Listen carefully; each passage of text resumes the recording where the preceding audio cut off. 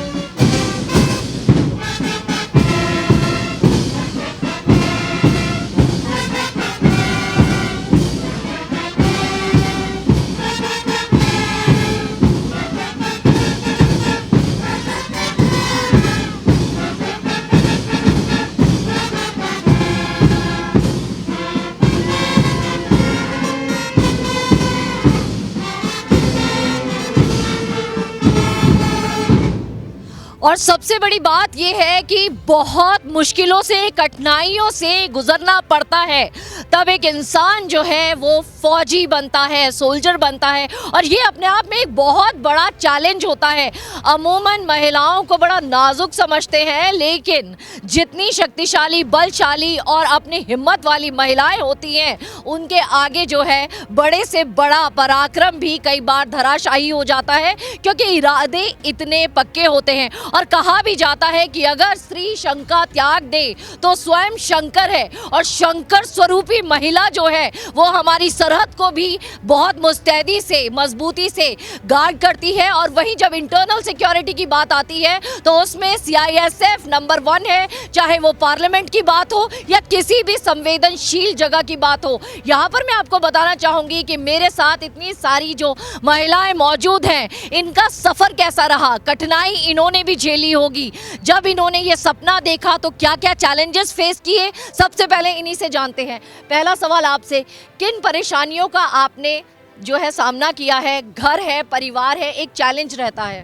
Yes ma'am, ये हमने 3 महीने पहले, हमें इसके बारे में, म्यूजिक के बारे में जानकारी नहीं थी। 3 महीने से हमने मेजर नाजिर हुसैन सर और हमारे DIG sir Saroj Malik sir के नेतृत्व में ये शुरू किया, और इसके लिए ये हमारी 3 महीने की कड़ी मेहनत का फल है जो हम सब आज यहाँ खड़े हैं। तो ये सबसे बड़ा सवाल आता है, घर से कितना सपोर्ट मिला आपको? घर से भी मैम काफ़ी सपोर्ट मिला। आपसे जानना चाहूँगी क्या चैलेंजेस थे?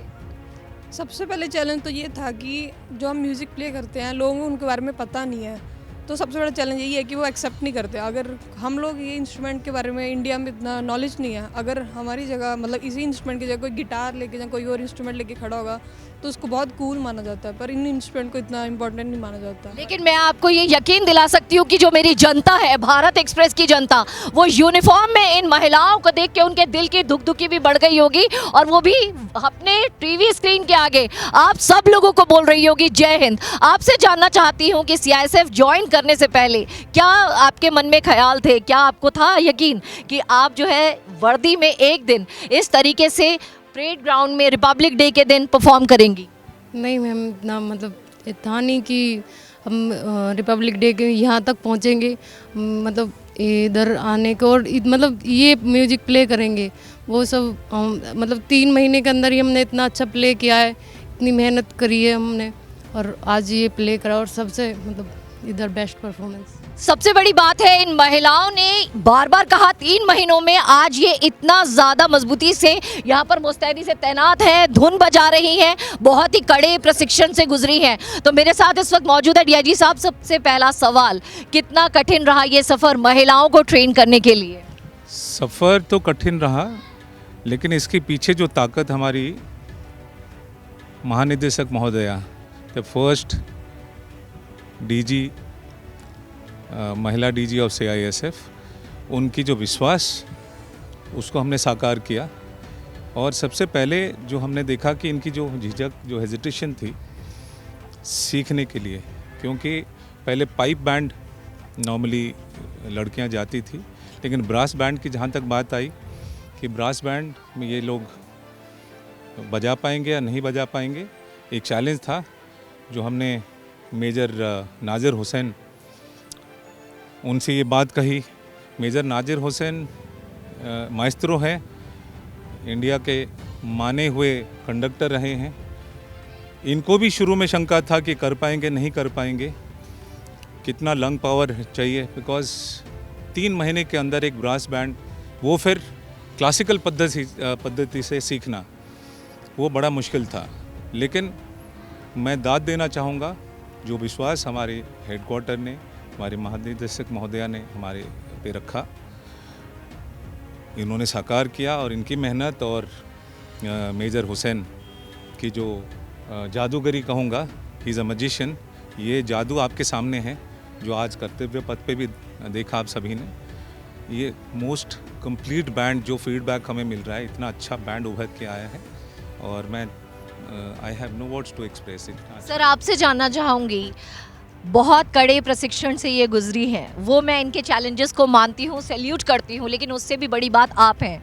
मेरा आपसे सबसे पहला सवाल ये है कि आपको क्या चैलेंजेस फेस करने पड़े, क्योंकि पूरी चीज़ों को एक प्रॉपर यूनिफॉर्म के तहत ही सारी चीज़ें सिखानी करनी, तो काफ़ी दिक्कतों का सामना करना पड़ा होगा। और जब ये जिम्मेदारी आपको दी गई थी तो उस टाइम आपके जहन में क्या ख्याल था?